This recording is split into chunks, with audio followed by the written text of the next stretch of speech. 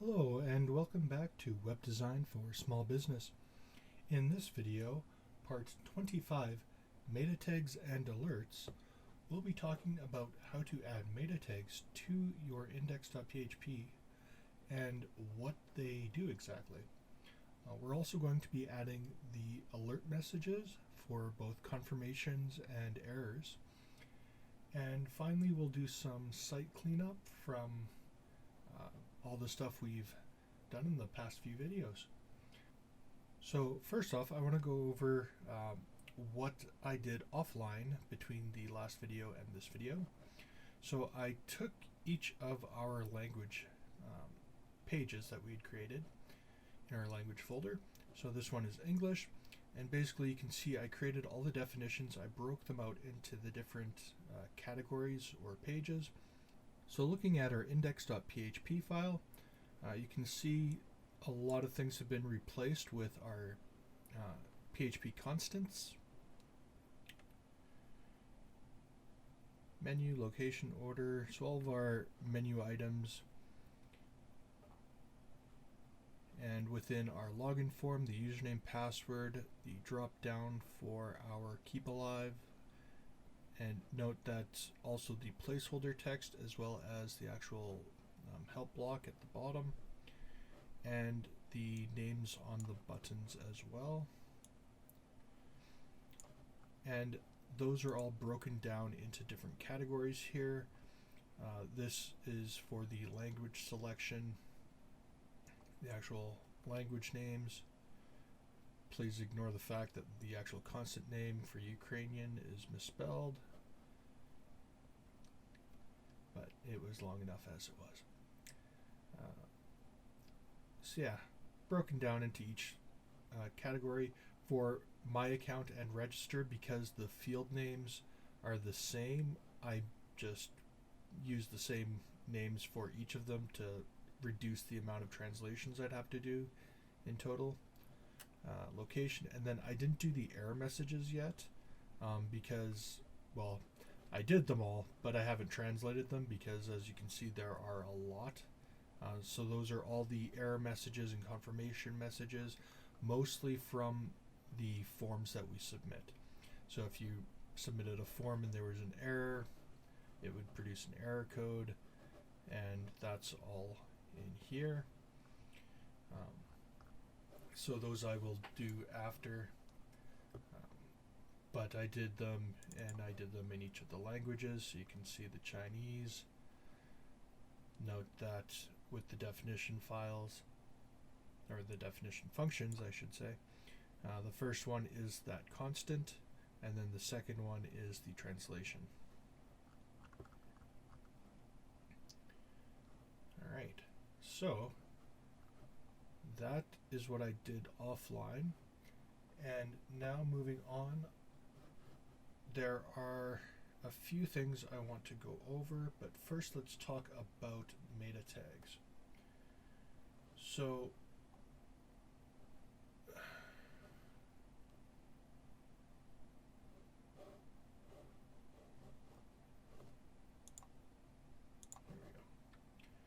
So one thing that I want to bring up is when you have something like this. So this is just Facebook Messenger. The same thing will happen if you send somebody a link in a text message. Usually when you send somebody just a link, it'll pull up a little thing that has a logo and a title and a description along with the site name. All of this is defined within the meta tag, so we can actually control what this looks like. It's not just some default thing that some program pulls up. So meta tags will actually help us define what all of this is. The same thing if you just do a Google search for something. So if I just type in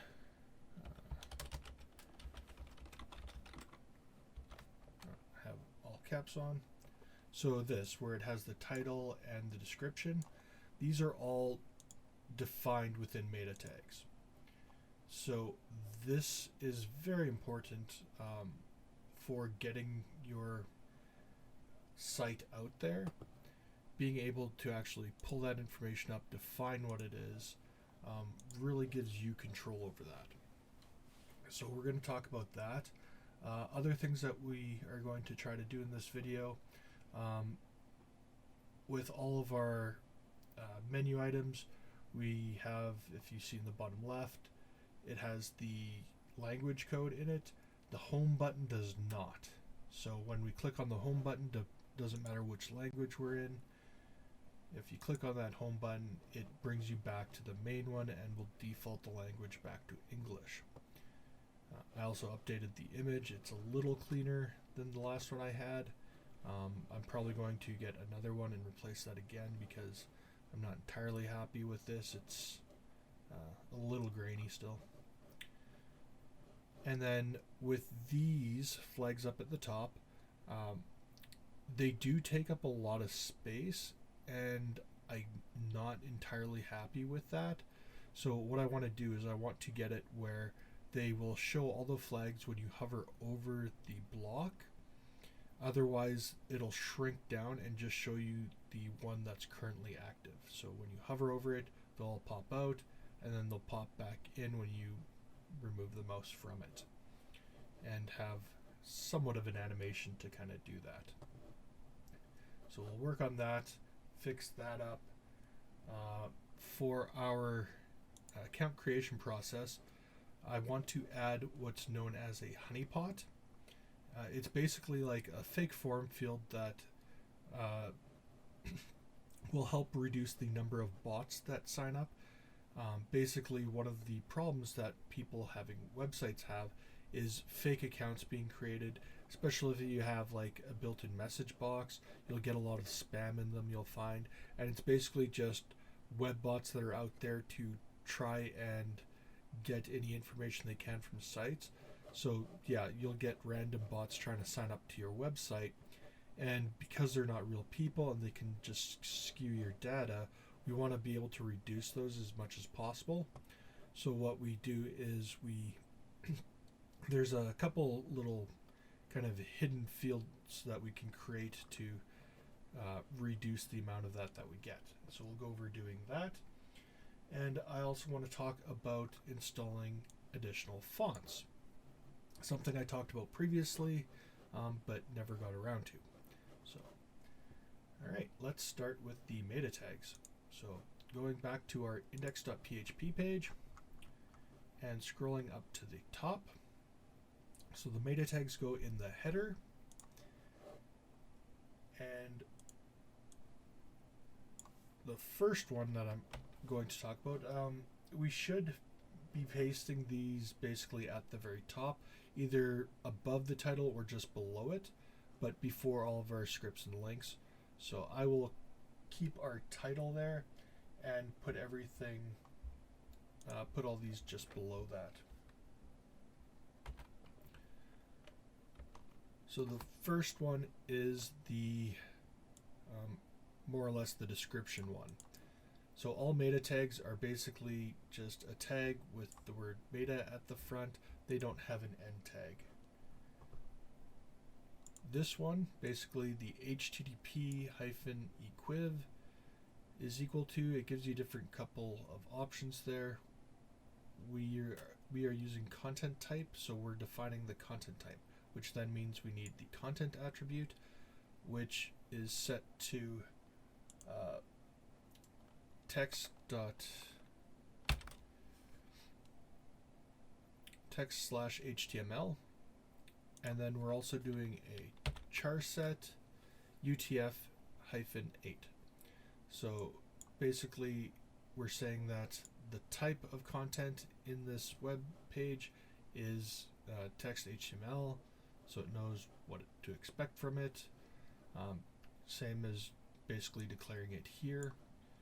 And then the char set is basically the character set or the formatting, which is UTF-8. If you remember, that's also what we used in our MySQL database. So that is more or less just for the bots. It really doesn't have much in the way of display information. The next one is entirely optional, and it's a big block, but I'll go over what it does.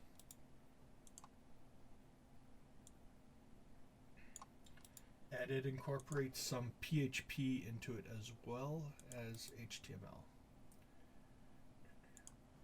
So this block, you can see it starts with PHP and creates a function. And then it calls that function and echoes out a response based on what happens in that function. So basically, is mobile device.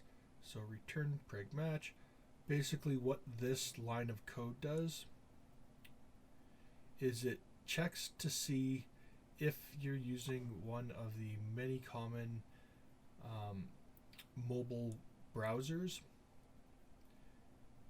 and if you're using a mobile browser, then it gives you this viewport meta tag.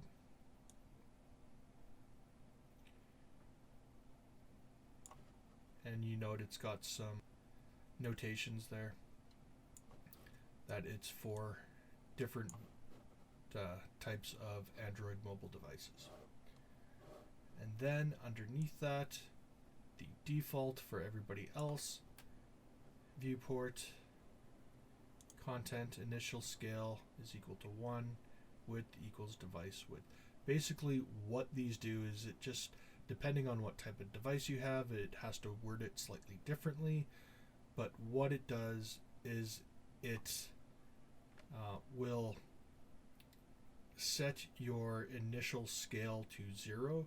So if you recall, we can zoom in and out on a website like that. And what this does is when it loads the page, it will attempt to automatically reset the scale to 0. So the default scale. And that's all it does. Like I said, you don't have to include it. It might give you an error message if it's detecting that it's a mobile device. So you might get something that says it doesn't know what this thing is. Density DPI equals device hyphen DPI. So if you're getting that and you don't want it, you can just remove that part. I would keep this part and just delete this. Or you can get rid of all of them. They're not necessary. Like I said, all it does is it helps define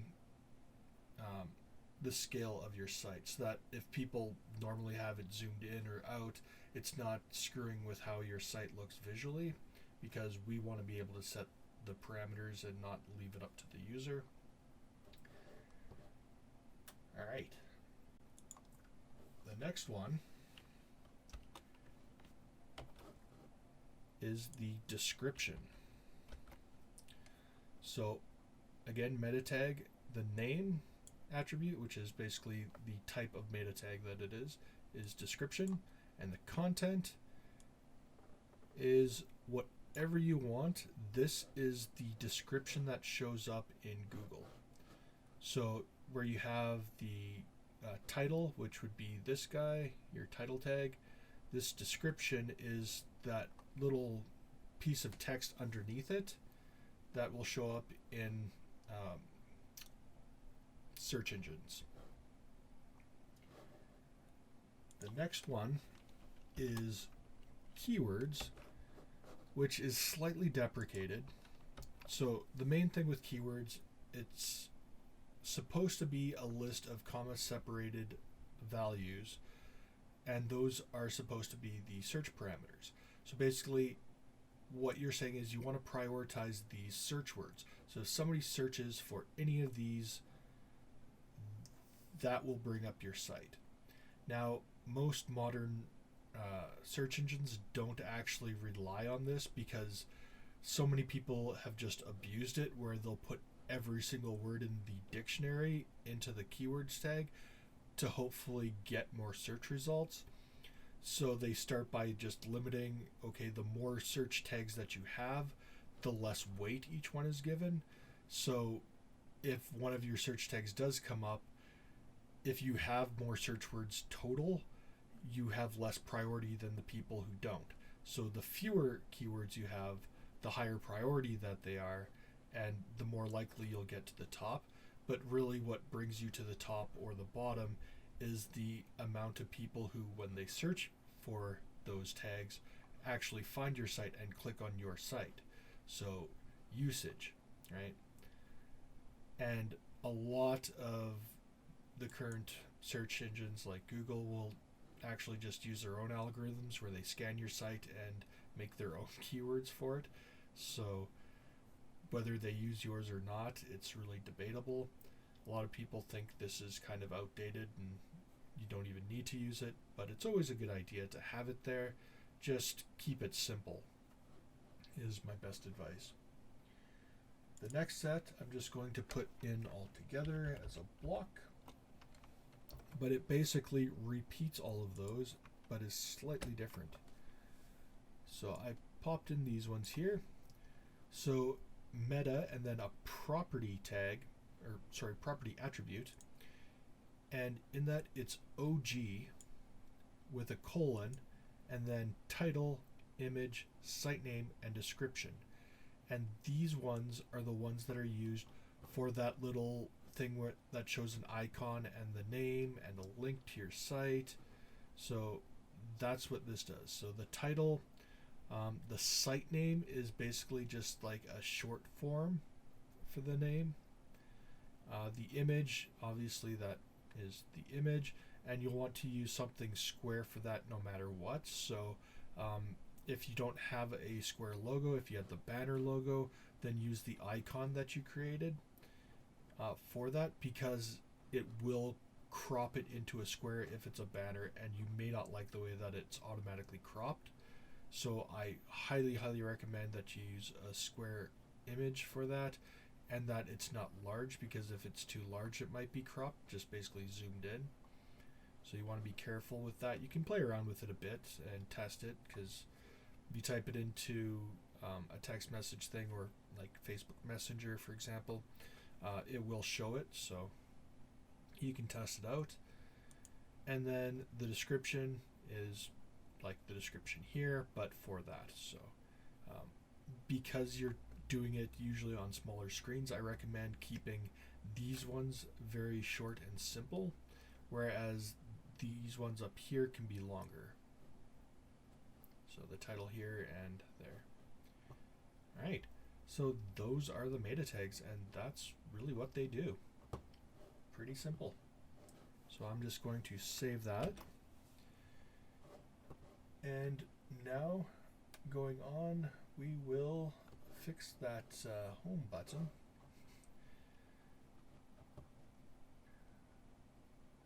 So that is just,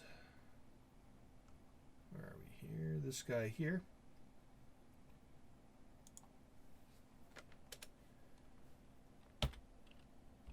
So add an extra slash in there. And then we need to break out into our PHP tag.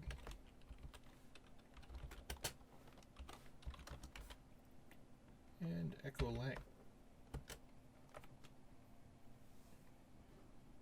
And we can just refresh this guy. Test that out. Great. We go there, and we go here, and we go there again. So you can see I didn't actually change, well, this I should actually fix, but the page holders I didn't change. Yeah, I didn't do it for the menu either.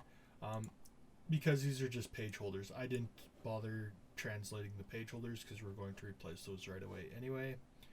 So there's no point in doing the extra work for it.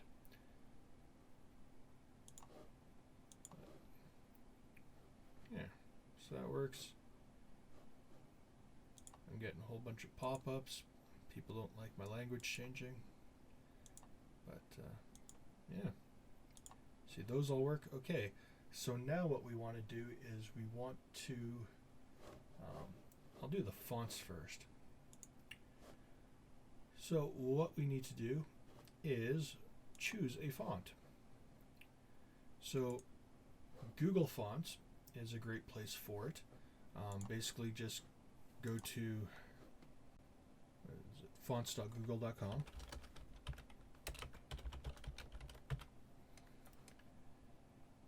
And search for fonts and find something that you like, if you don't like the ones that you currently have.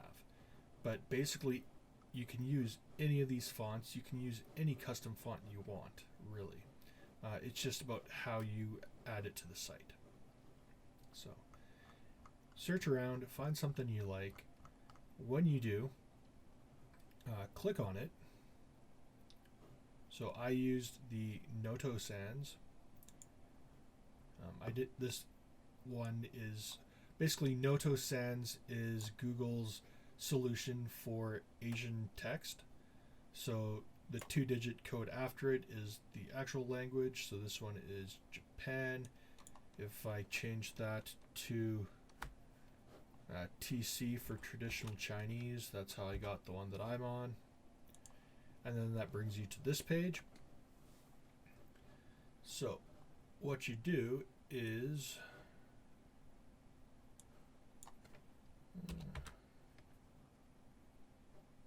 yeah, there we go. You are selected families. All right. So you can pick a weight. You can download the whole set. I think I went with the semi-bold. And then it pops it up here. Once you see this selected family, so you have something selected, there's a review or embed. Click on that embed tab and it brings you here. And now you have two different options, link or @import. And you note that the way that you use them is the exact same. And the difference between link and import is simply how this is applied. So it's both applied through CSS. Link is basically you would copy and paste this into the header, whereas import allows you to embed it directly into a style tag. What this means is that you can use this and paste that into your CSS page. So that's what we're going to do. So in our CSS page, I'm going to go all the way up to the top, right under our little thing that tells us what colors we used. And I'm going to paste that in there. So what this does is it is code to import this font. And once it does that, it will allow us to add that font style using this. So font family, Noto Serif TC, serif. So when I talked about fonts before, I told you that it's always good to have the backup text. So after the one that you are adding, it has a basic backup as either sans serif or serif, depending on the type that you picked. I like serif because the serif are just those little accents on the letters, and I just like the look of that, especially when we're dealing with more artistic style lettering, and for a restaurant I find that serif just looks better. Okay, so what I'm going to then do is just, and where we have our font family here, I'm just going to paste that in. I'm going to change that single quote to a double quote because we're using PHP and I like to reserve those single quotes for PHP. So just adding that Noto Serif TC in front of that for all the text. Now if you're wondering what all these different types are, like I said, they are the different font weights. They might even have styles.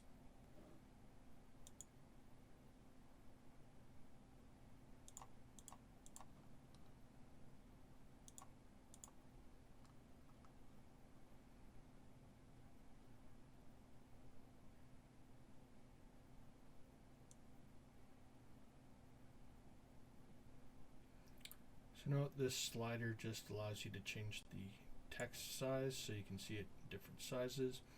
And if you check each of these, it will add it to the code by just adding the different weights. So we want the one that has all of them. That way if we use different bold styles, it will work.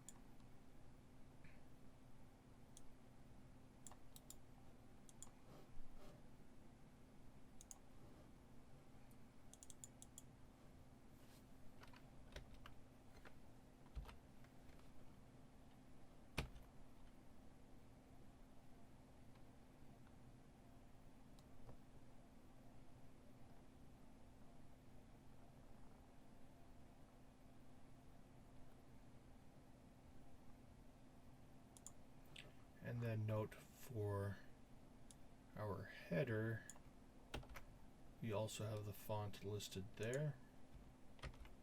So we're going to add that there as well.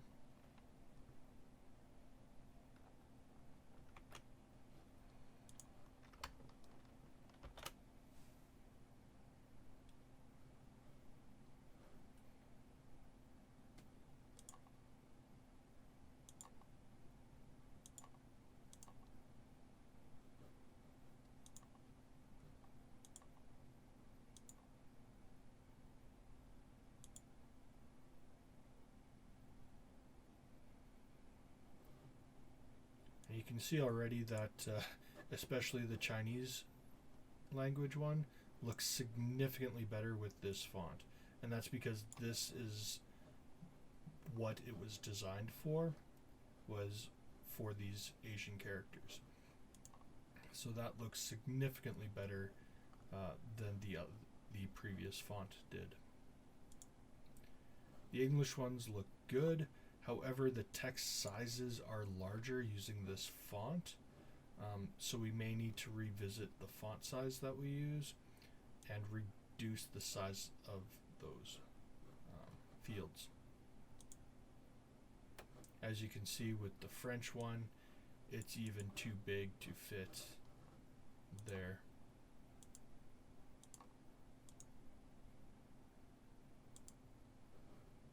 So, bringing that font in a little bit, we will now adjust that.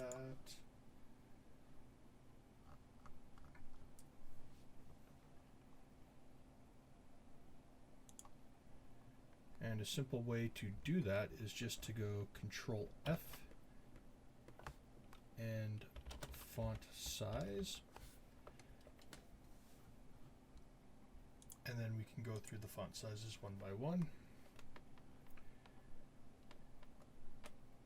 And I think for each of these, I'm probably just going to reduce them by about 5 pixels. And see how that looks.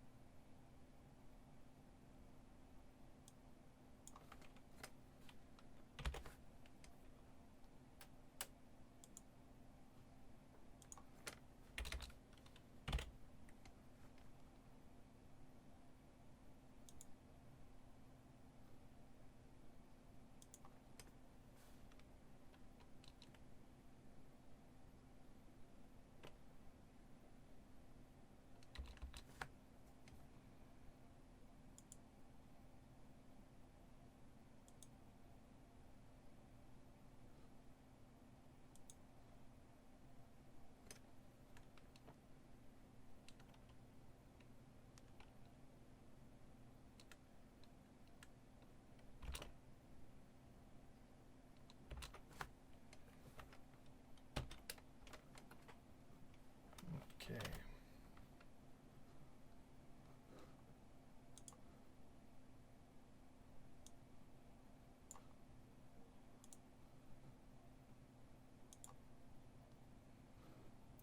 So now that fits all on the same line, except when we bring it down, it's still a little bit too big.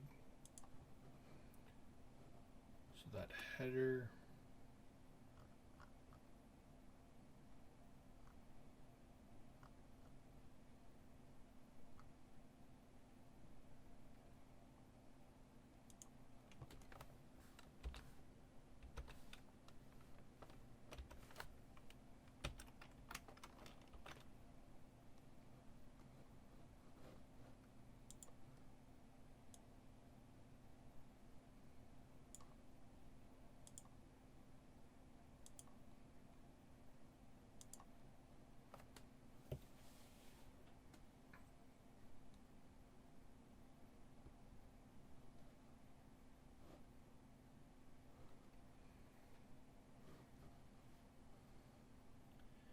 So I do like that.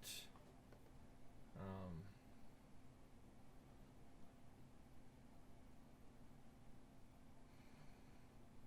thinking I may want to put it in all caps because it's in all caps on their sign, but it's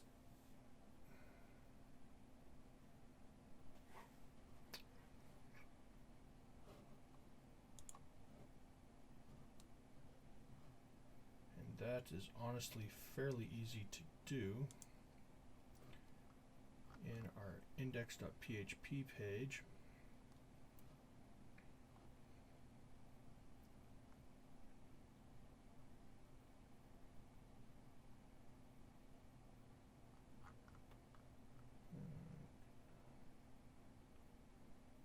Right here is our, so echo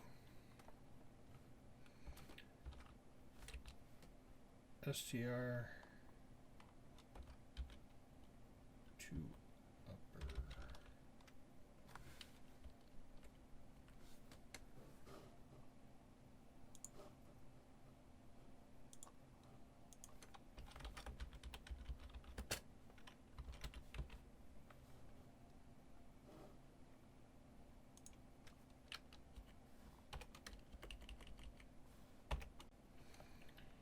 And remember, we don't put title in quotations because it is a constant.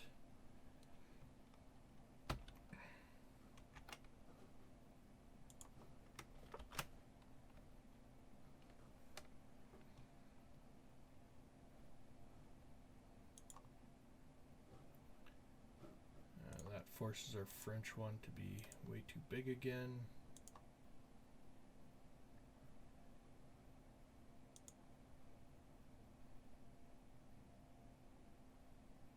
Messes with our space there, the Asian one.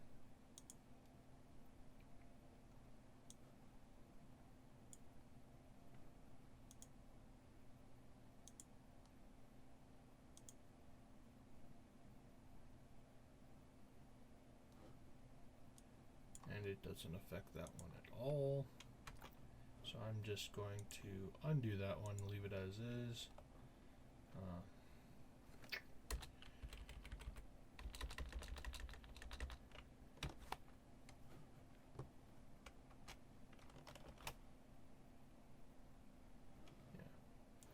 Leave it as is. I'll talk with the owners if they really want that all uppercase. I can go back and change that, even if it's just for the English one. Or what I can do is I can make it that if basically just using PHP code, if the language is set to French, it'll reduce the size of it based on the language to make it fit better. All right. So we got that.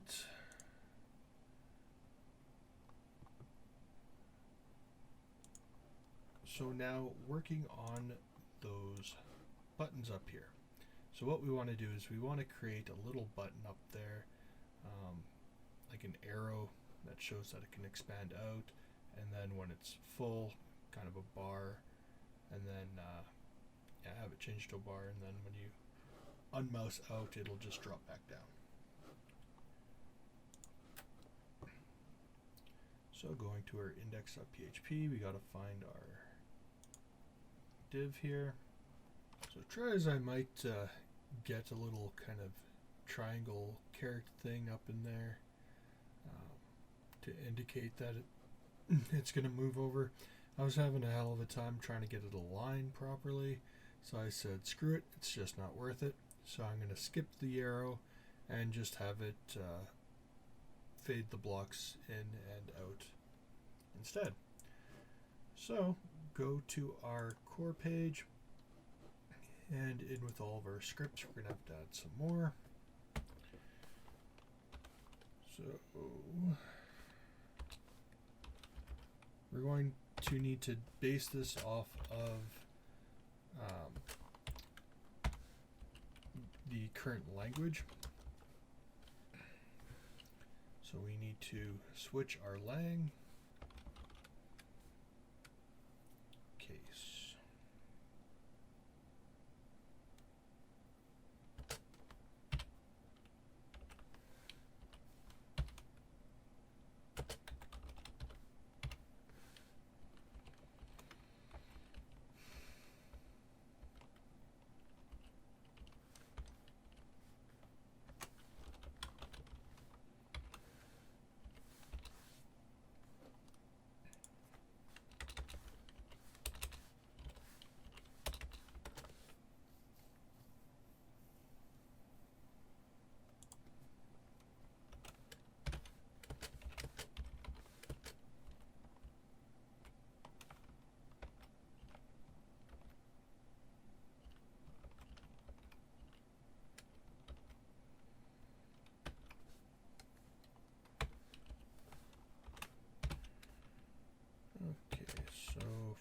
main part.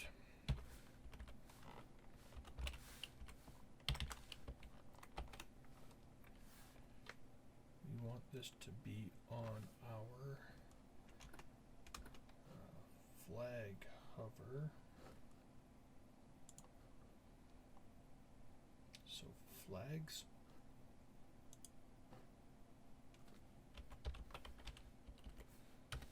Dot hover.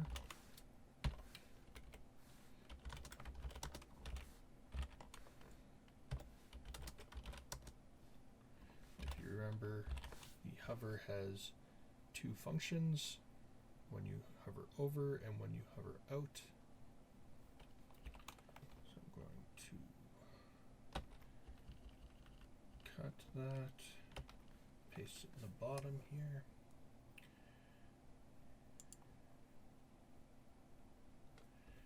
This is going to be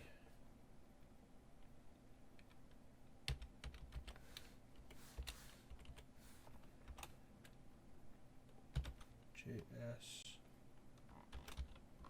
flags.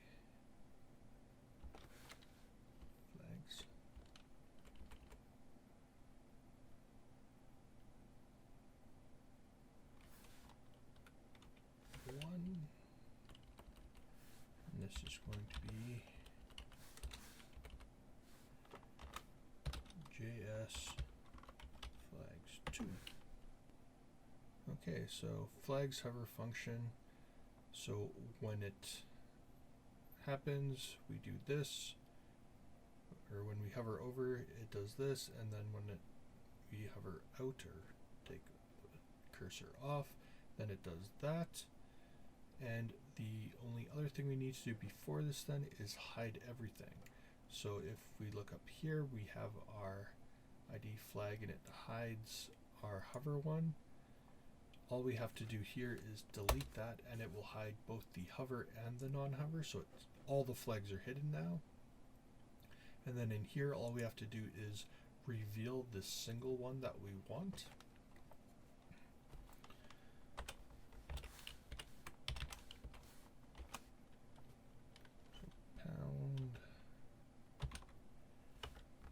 Flag -fr dot show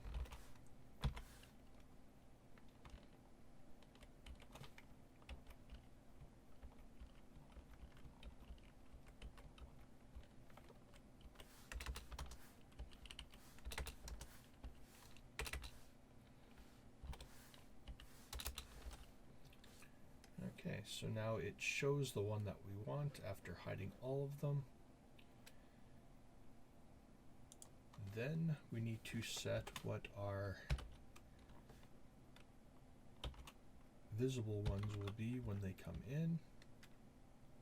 So we need to show all the rest of them now.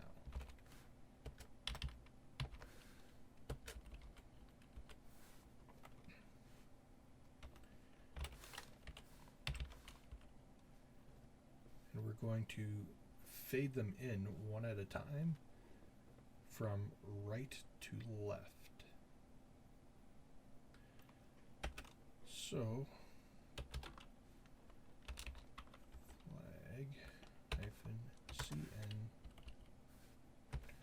dot fade in, and then inside of our fade in we're going to do double quotes and slow, and then after the slow, so after the second double quote, a comma, and function, a set of parentheses, a set of curly bracers. And this is called chaining. So basically, when you have a function like an animation function like this, where it says fade in, the first variable is the speed at which it does the animation, and the second one is a function to do after it's complete. So we can add another function and then we can set the next one. So it'll actually do it in a chained order. So it will fade in one at a time instead of fading them all in together, which is what would happen if we did each one in a separate thing.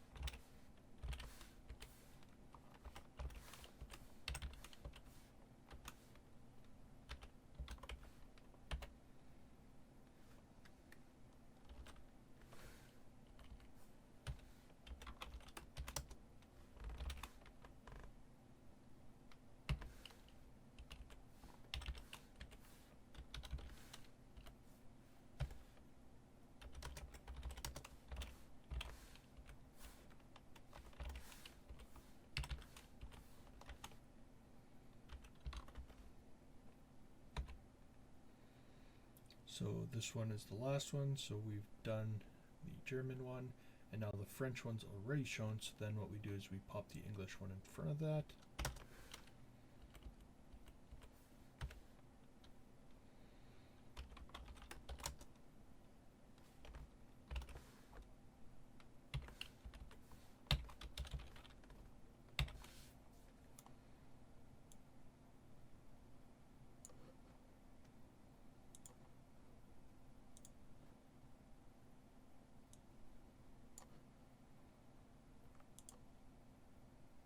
Okay, so I'm going to pop this onto a second line because it is so long.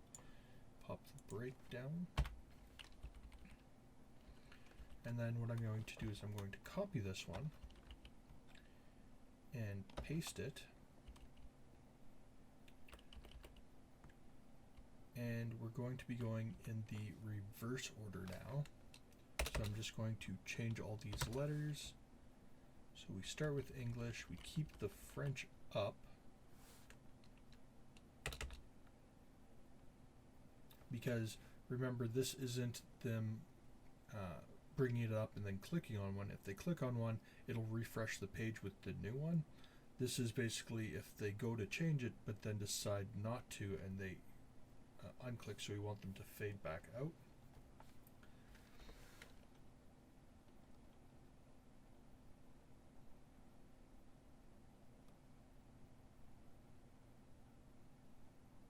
Oh. Sorry. Missed this one. So the first one is English. The second one is Dutch, aka German, then Ukrainian, and Chinese is the last one. Okay, so now we're not fading them in, we're fading them out. I just wanted it to line up easier for when I was typing. In fact, I'm going to keep it like that. So I'm going to start at the back. It's just a little bit easier to find this way.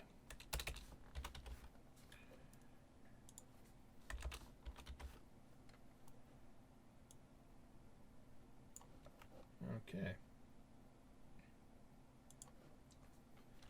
So that is the two. And now we just need to paste that into each one. However, we have to remember to pop down our breaks here.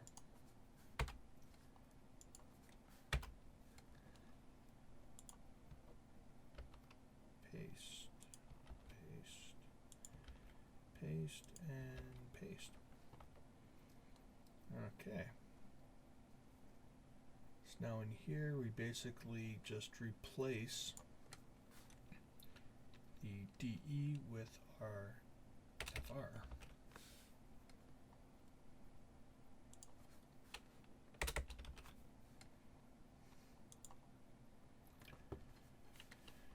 And honestly, I should have just done it this way. Paste the next one, because then we are replacing our UK with DE.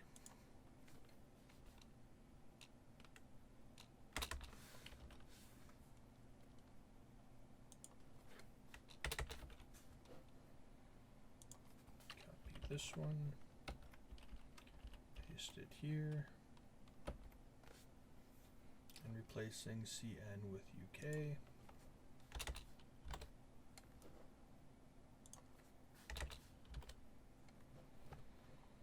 Now for this one we want to copy the first one again.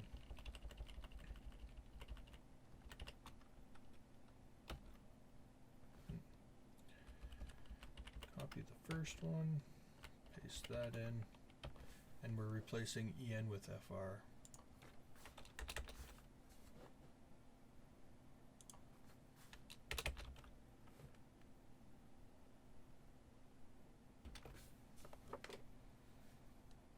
Save that, and then 1, 2, 1, 2, 1, 2, 1,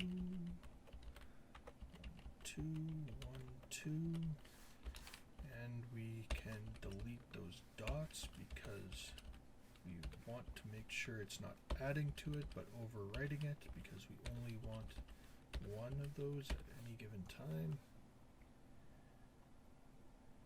But the JavaScript we need to add to. Okay. There we go. So now we can try that. So refresh this. So note it only shows our English because that's what our language is set to. If I were to manually change this to Chinese, now it shows the Chinese flag. So at any point we're only showing one flag. And if we hover over, it's popping the rest out.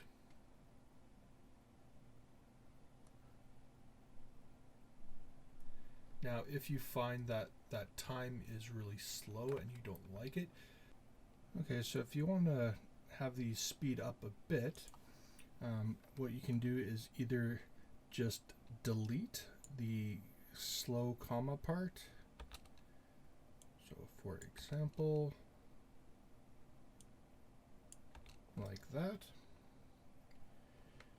and save that.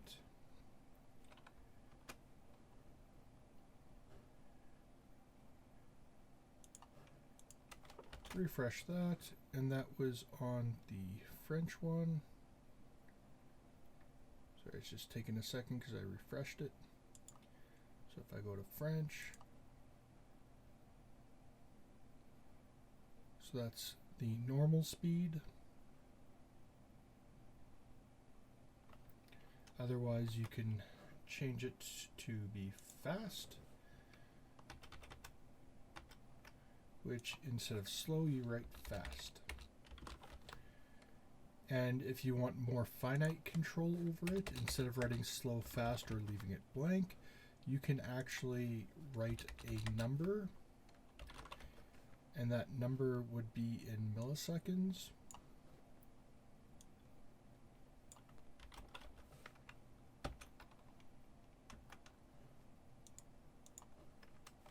Refresh that again. Close that.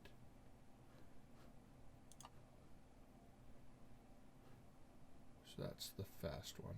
It's fading out at slow again, but it's popping in the fast.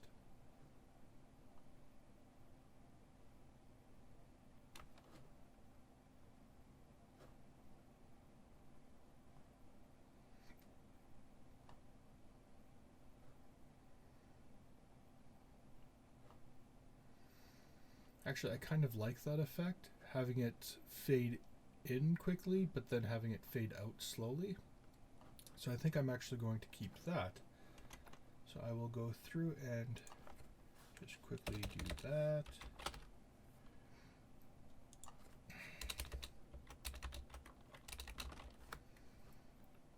If, for whatever reason, I learned how to expel,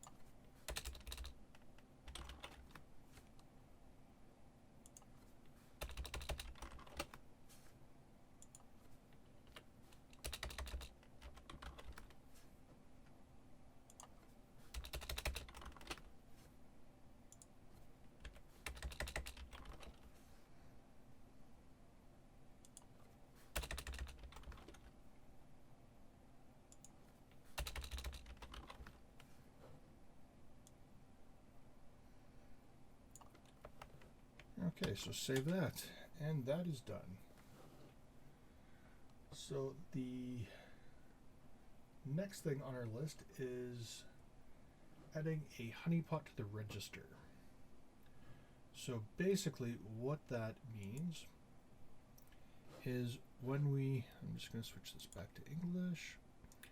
So when we go to create an account, all these fields get submitted into our form and it creates a new account. Now the problem is bots can do that just as easily as people. It finds this page, finds all the fields, writes some generated response, so it'll look for things like user or name and then type something semi-appropriate. If it gets multiple passwords, it'll put the same thing in each one. So it knows kind of the keywords to look for, like phone or email, and it will put appropriate things in there and then create a fake account just so that it can then try to access other areas of the site and do malicious things.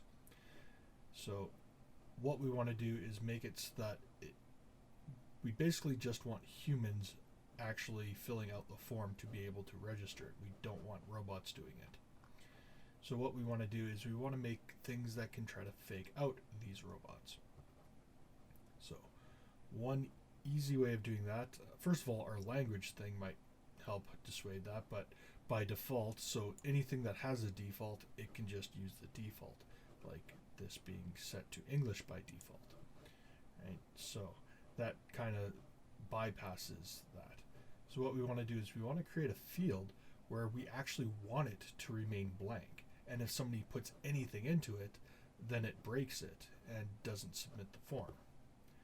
So what we're going, but then at the same time, we want it so that any human reading it doesn't actually see it, so that they don't accidentally leave it blank, or worse, put something in it and then get rejected. So going back to our code, bring up our registration form. Now, when you're going about the update ones, you don't have to do that, because in order for them to even see that, they have to be logged in. So really the only thing you need to protect is the actual registration one, which anybody can see. So the first thing we're going to do here is I'm going to add a field. I'm going to copy the country one and paste that. And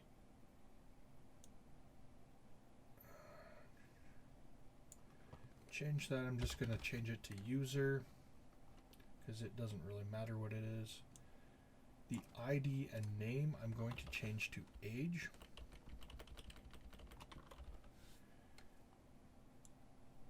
Placeholder I'm going to put at 18. And the value I'm going to leave blank. Going to change this to age, because I don't want to create a language thing for this, because I don't want to have to waste extra resources in translating something that nobody's ever going to see anyway. I'm going to change the text to number.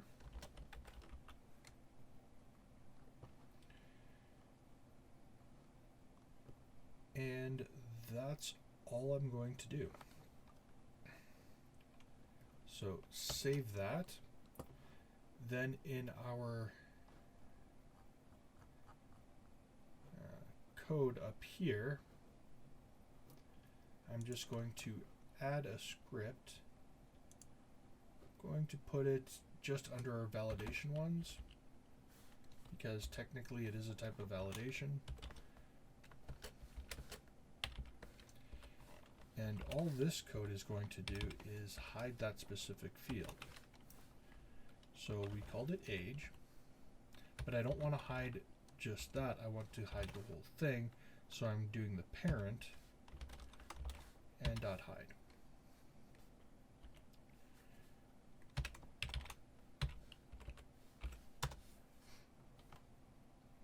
Sorry, I just noticed I have this and then I don't have that break after. So I'm just going to quickly add something for that.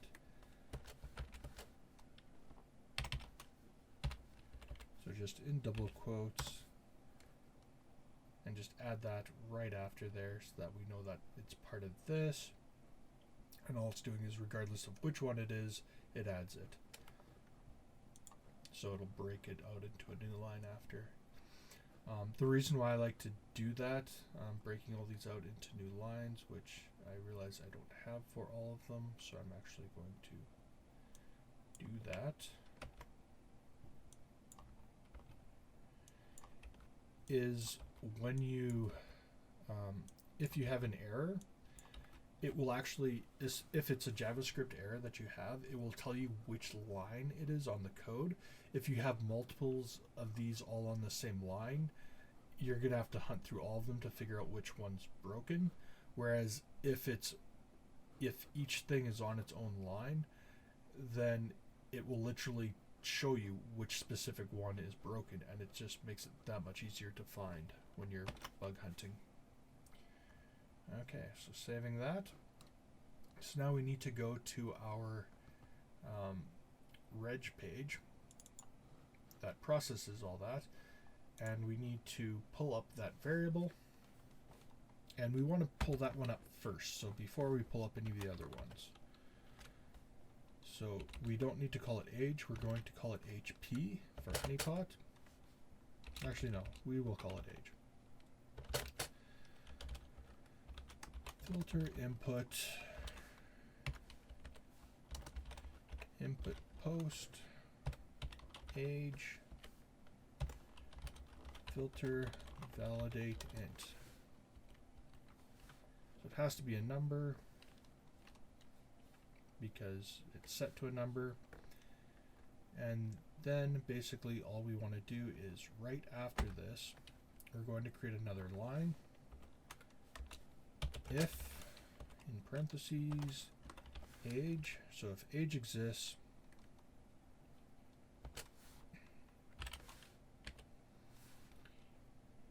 in curly bracers,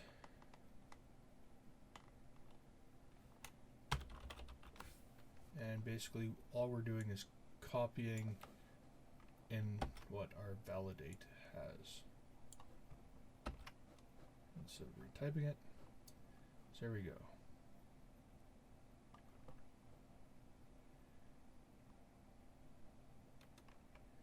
And save. So if it finds that somebody put something in the age, then it just kicks them back to the main page. It doesn't go through the rest. Okay, so now we can take this one step further and create another field that will kind of do the same thing, but this one will actually be hidden. So we're going to put it at the end. Okay, so we're just putting in an input. Type is equal to hidden.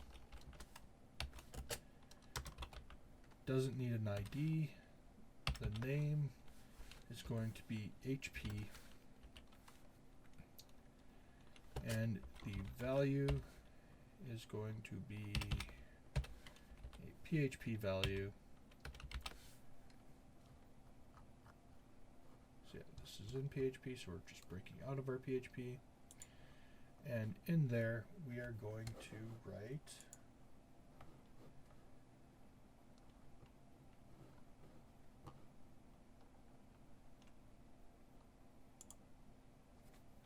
data encode 2. So we're going to encode it, and we're going to write date, another set of parentheses, inside those parentheses, double quotes, capital U, between the two right parentheses, a comma, the number 2, comma, the number 8. Okay, and save that.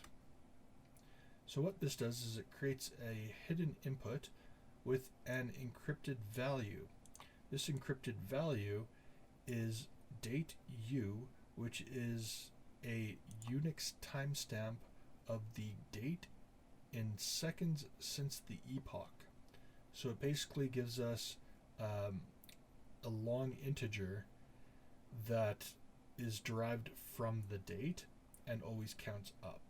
So it's a good way to make numerical comparisons with the date, which is what we want.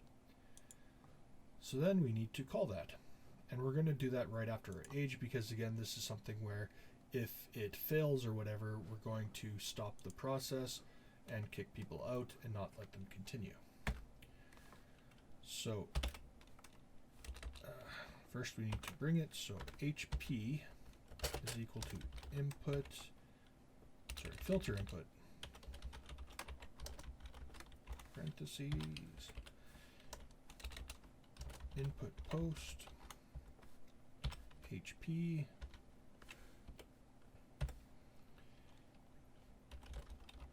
and again this one is filter validate int. Oh no, sorry, this one has to be a filter callback because we're encrypting it, so it's going to be a mix of letters, numbers, special characters.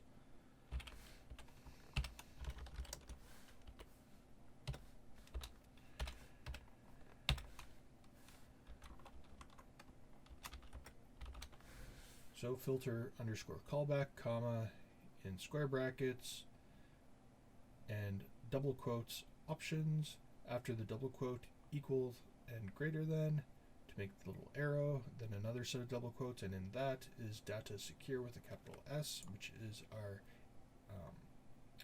filter function that we created. Save that. So now we have that value, and now we need to check against it. So one thing we can do before we even call that is we can decode it here. So that is data decode 2, and add the other parenthesis after, so that whole filter thing is within the parentheses of the data decode 2, and that gives us our integer. If you want to further check this, you could actually add like a filter input, but it's called filter var, so filter underscore var, and then you don't include the input type, but you would have the variable, which in this case would be the entire string, and then you would be able to call another filter function. So I could go filter var, and then just inside this parenthesis, filter validate int, so we could check that it is indeed an integer. And then after all that, we can actually check to see what it is. So first we want to create a new timestamp, which we will call dtag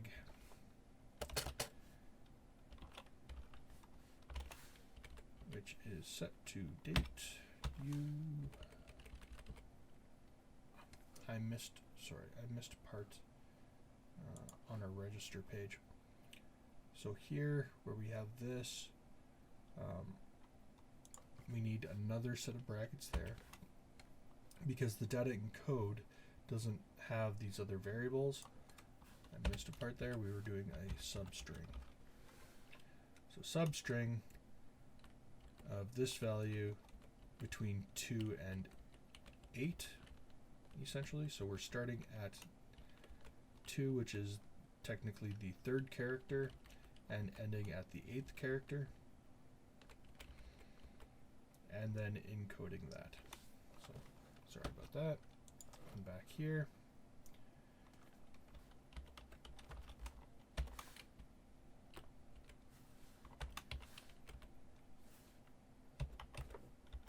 Okay, so we're pulling up the same thing that we had in the other one, and then we're comparing the two to make sure that they are equal.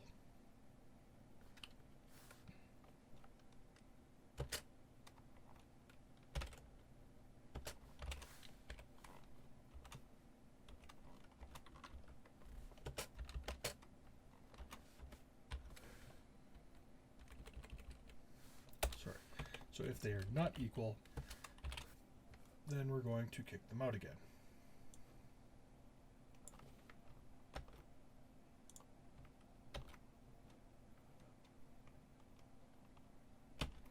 And save.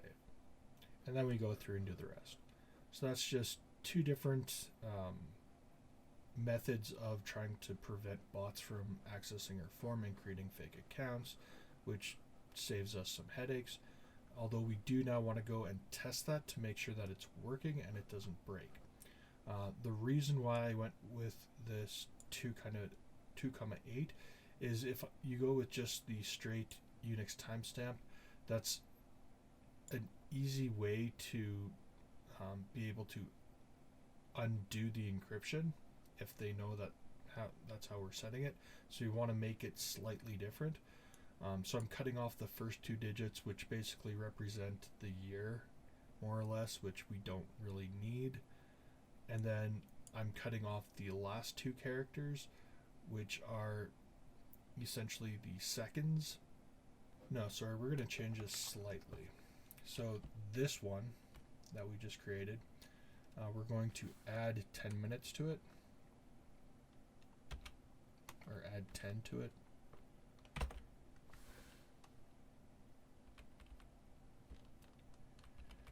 So what I'm going to do is, in front of this, I'm going to write int, which basically forces this to become an integer.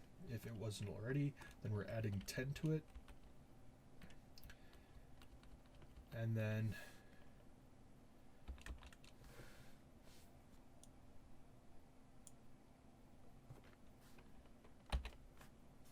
subtract 10, not add 10.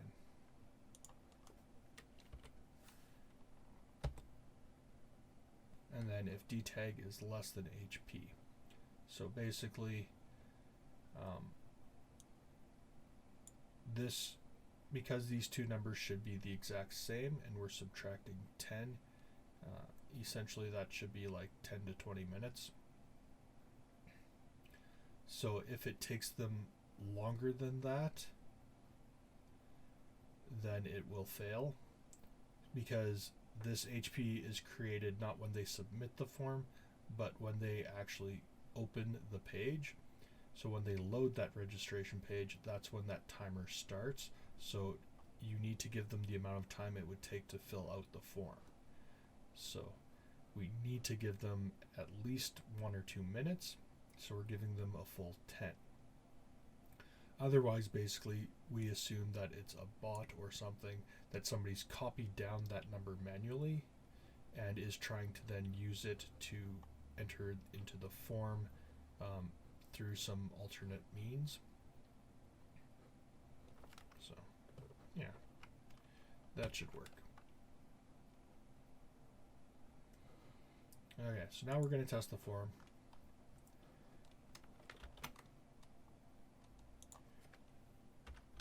And I'm just going to create a test account.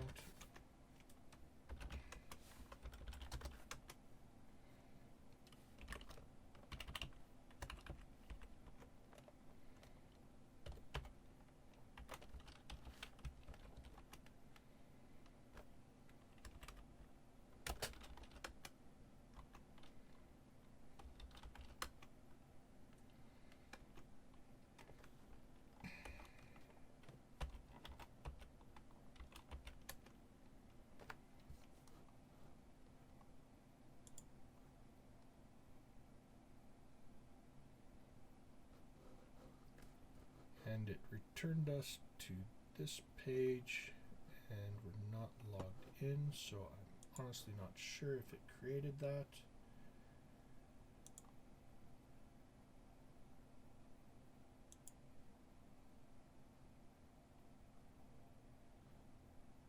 And it did. Okay. So it created our test page. At least I believe it did. Yeah, because the city was test. So that was me, and it shows my IP address and the current date and time. So that one went through.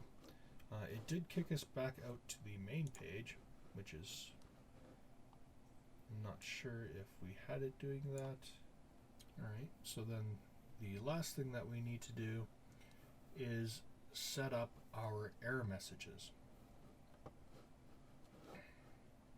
So in order to do that, we go back to our index.php page, and we scroll down until we get to our main content, and I believe we left a gap for it. Messages. Okay, so in here we're going to add some code, basically just 2 divs. So enter, and in here div, this one is going to be ID is equal to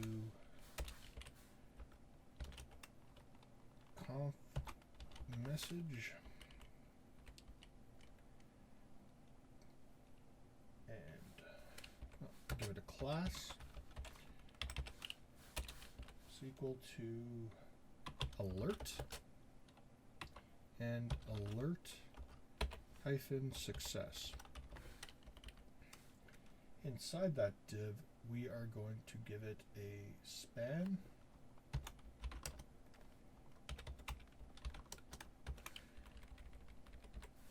and the span is going to get an ID C message. And message, I'm just doing a capital M lowercase sg. So conf, and then this one's shortened to just C, which, if you remember, is similar to the PHP variable where we just had a $sign in front of that.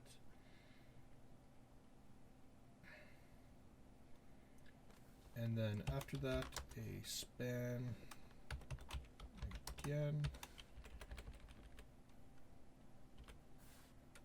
And this one is going to have a class equals to close. And in there, we're going to give an I with a class of fas, fa large, fa fw, and fa times. So we'll try that and see how that looks. We can also do times circle.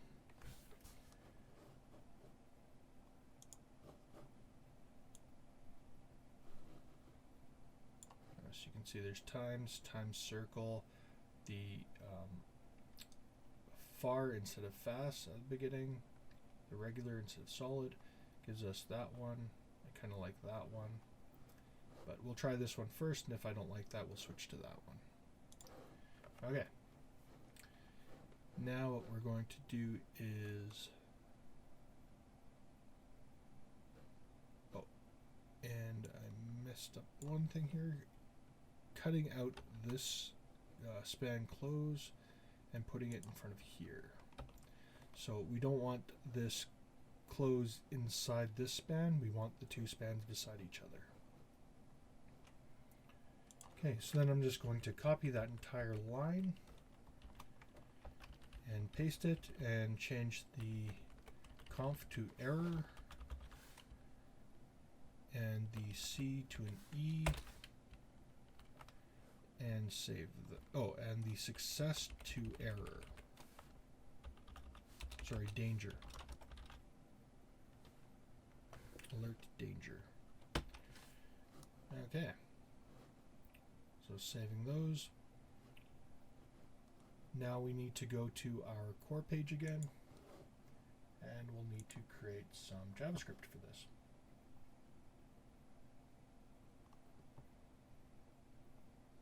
So the first thing we want to do, we'll put this below our flags.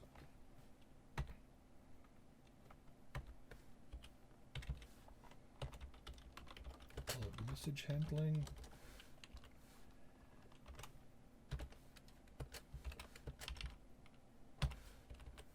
So the first thing we need to do is hide both of those fields that we have. So we want to keep the actual div, the message div active at all times, and just hide the confirmation and error messages. So we do that.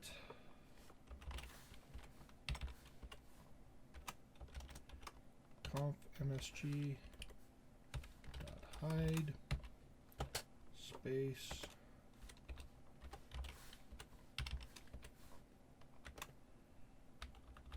error msg dot hide.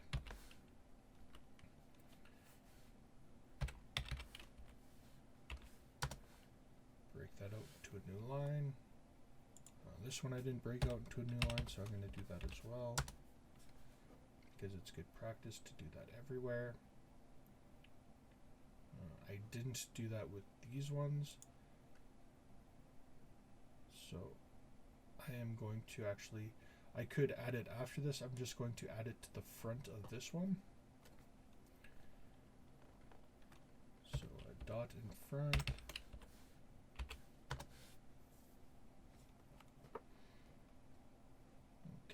Save that. Okay, so now we have those hidden, and we need to be able to call them. So the first thing we need to do is check to see if there's anything in either of those messages. Okay, so we open up our secure core file. If you double click on these, it downloads it by default. It doesn't open it for editing, and I do that all the time. So when you do that, make sure you delete those files that it downloads, because that is rather insecure if you have those files floating around on your computer. Okay, so yeah, so the past messages is built into here. So we're pulling up those cookies. So I'm just going to add one line above this, which basically just clears out those messages first.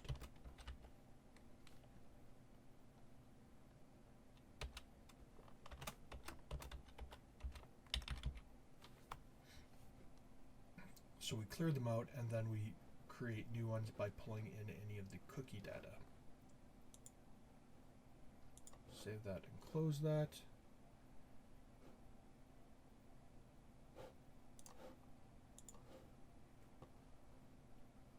Okay, so now we have the variables are already called in the core file. So if message, so if that exists and is not blank, then we want to create a JavaScript.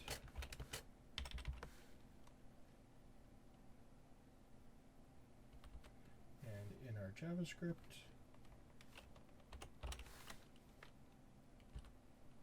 we want to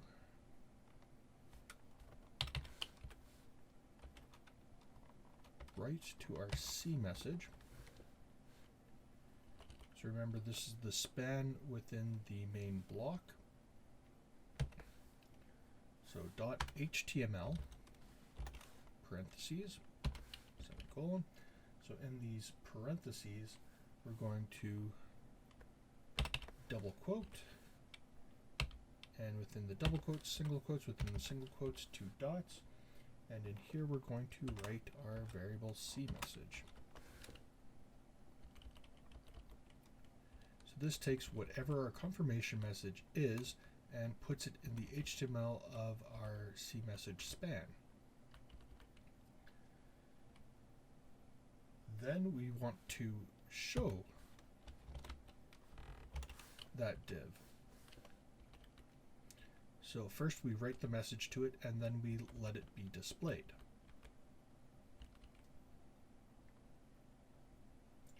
Now within that show function, we then want to chain that like we did the other ones when we did chaining.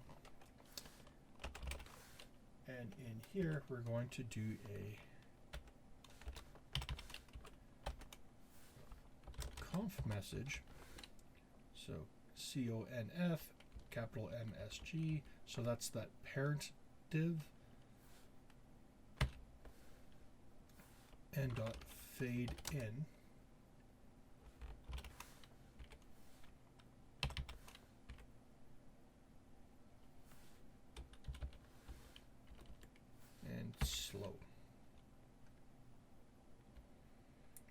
basically, because our conf message is hidden, we hit it here. So that's hidden. So what we're doing is we're writing to this, and if it's hidden, we show it. Honestly, it shouldn't be, but that helps with the function. Alright, so next we will copy and paste that and do the same for the error message. So eMessage, and error, and then after that, one more line. So JavaScript dot equals to, and in here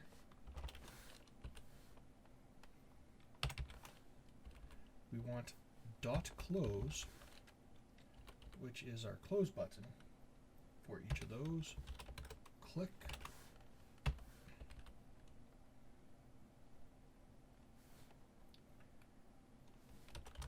Function. Inside the function, we want this. So the specific field, or the specific one we clicked on, and not all of the ones with the class of close.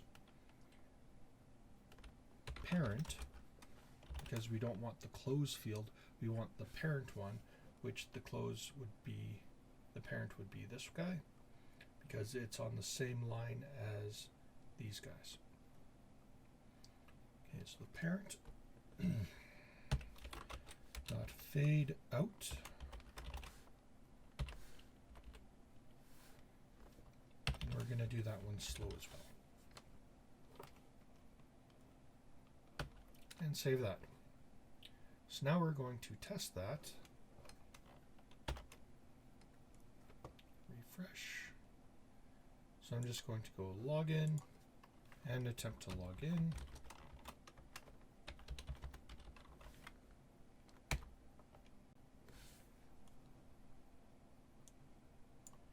And you can see we got a message. Although this is a constant, that shouldn't be displayed as a constant. And the username, you see our X there, it's not positioned very well, so we might have to adjust that.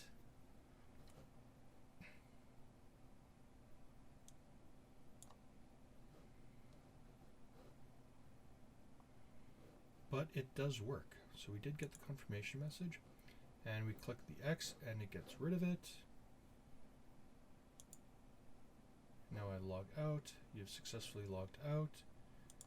X to close.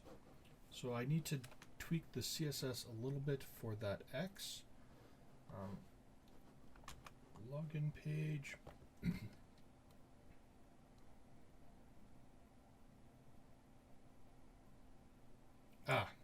So the problem is, because our login page is standalone, it doesn't actually get the definitions of those.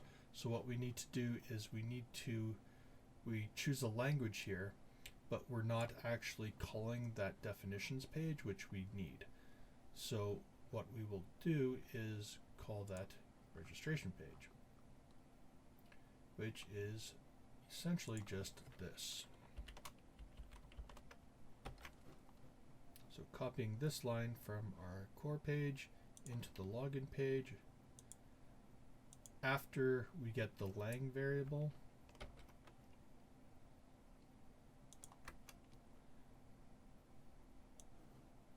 now if you don't have that lang variable,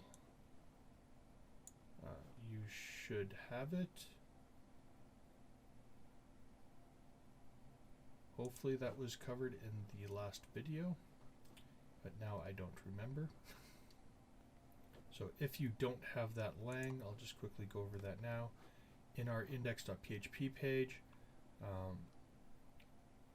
in the login, so find the form for our login, and right under that, input type equals hidden, name, language, and value.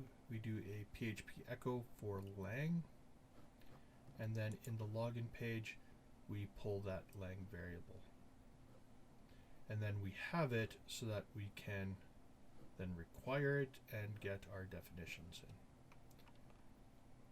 So that should fix that. Going to refresh and attempt to log in again.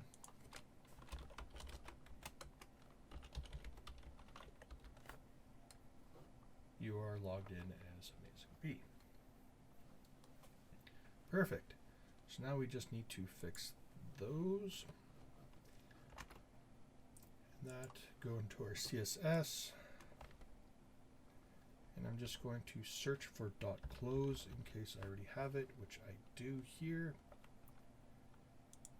Because we use close in something else, I don't want to have it the same in this one. So I'm going to not use this class close here. So I will call this close-message to differentiate, and that way we can have it as a separate thing, not have them overwrite each other. Go back into our core page, and where we call that, make sure we change it there as well. So close message, save that. And now I'm just going to test to see what it looks like without any modifications. So it's there, it's kind of centered, but it's still all the way over left, and we want it to float right. So go into our CSS, I'm going to put it under these closes. .close MSG, and I'm just going to give that a float right.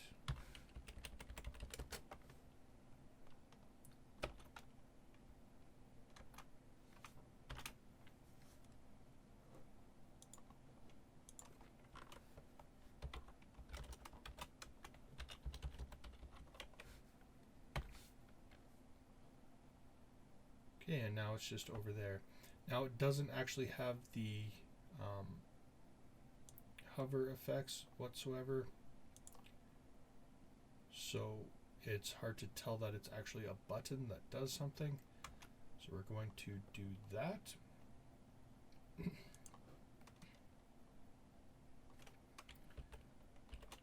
So we're going to copy this. Actually, because it's just changing the color, we can do a comma, dot close message hover,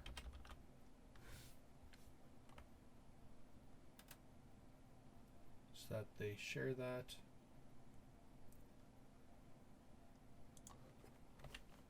And I'm just going to move my message over that.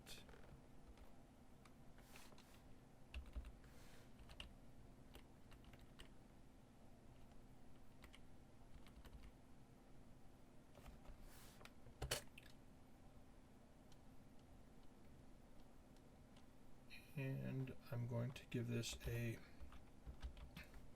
cursor of pointer as well. So now if I refresh that, log out, there we go. So now we get our pointer cursor that indicates that it's something we can click on, and it changes color to let us know that we can click on it. So if you click anywhere else, doesn't do anything, you click on that X and it fades that out and gets rid of it.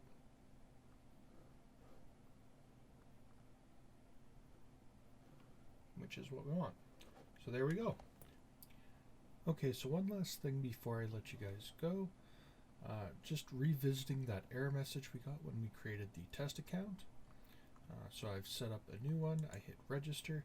Now that we have our error messages in place, we actually get to see the error message that was coming up when we created an account. So it shows us you must be logged in to view that page. So basically what that tells me is that when we're creating an account, it then goes to the account page, but the account page requires us to be logged in order to view it, because we aren't actually logged in, it kicks us back out to the main page. So what we need to do is have it so that the page that processes our registration form actually logs us in before it forwards us to that account page. So taking a look, this is our reg.php, so this is the page that processes it. You can see here that basically we check for the error messages. If there's an error message, it kicks us out back to the registration page and gives us that error message. Otherwise, it will add the account into the database, and then either if it gets an error trying to do that, it'll give us an error message. Otherwise, it gives us a success message, and then it will send us on our way. So nowhere in here does it actually log us in. So what we need to do is add code to log us in. So coming from our login page, basically what we need to do is create our login cookie. And that, so we have our login message, which we don't need to send a login message necessarily, because we'll already have our confirmation message that the account was created. So we just need to create this user cookie. However, it requires the cookie data, which is a combination of the password and our ID. The problem is this ID is generated automatically by MySQL when we create the account. So we don't have this. So what I'm going to do is I'm going to copy these two lines, close that out because that's all we need from there, and I'm going to create a new line here because this is where we're going to have to do our work. So right here we've created our new user, and before we send off our messages there, we're going to have to create our cookie for our database, or for our login. And before that we need to create this. So what we need is the password and our ID. So the password we do have, we can basically just take that password 1 as it is unencrypted, and then we need to get this ID. So let's get that ID.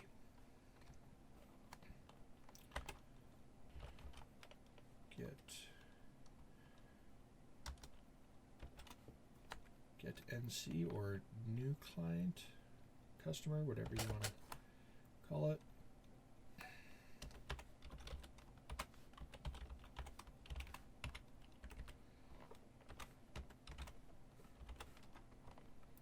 So MySQL query, our database, and then it will be select all, the asterisk, from customers where password is equal to and username is equal to. Now, normally we can't pull it up by the username, which is why we're using the ID, because our username is encrypted. However, we know what our encrypted username is because this is where we've encrypted it for the first time. The problem is, if we try to encrypt it again using this same method, it's going to come up with something different. So what we need to do is, after here,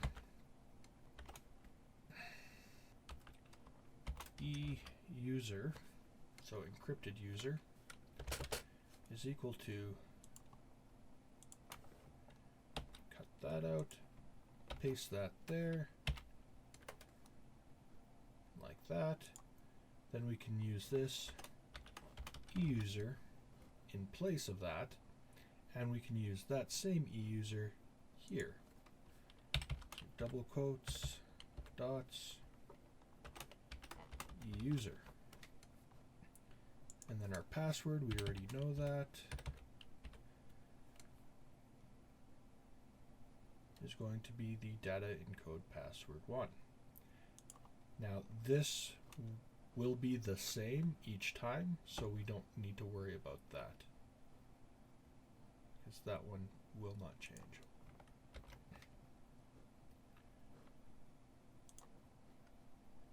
Okay, so that should pull it up. Then from there, we can call C MySQLi fetch a source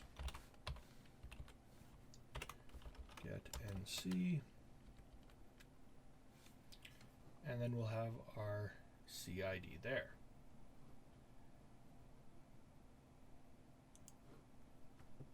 I'm just going to put this on the same line as that one to take up a little bit less space.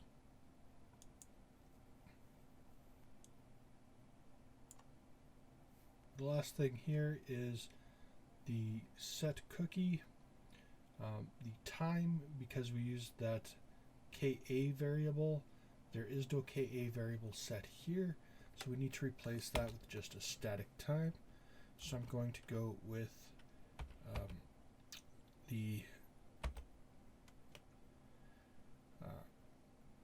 I'm going to go with 36,000, which is basically 10 hours. So, yeah. Save that. And create an account.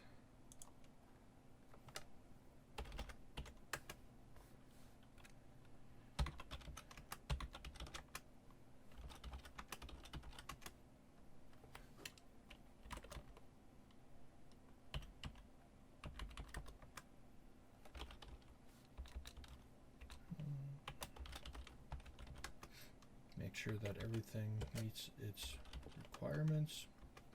Now for the city, I always put test all lowercase because our system will accept that, and because the city is unencrypted, that's a quick way for me to identify which ones are my little test accounts, so I can go back in and delete them after. There we go.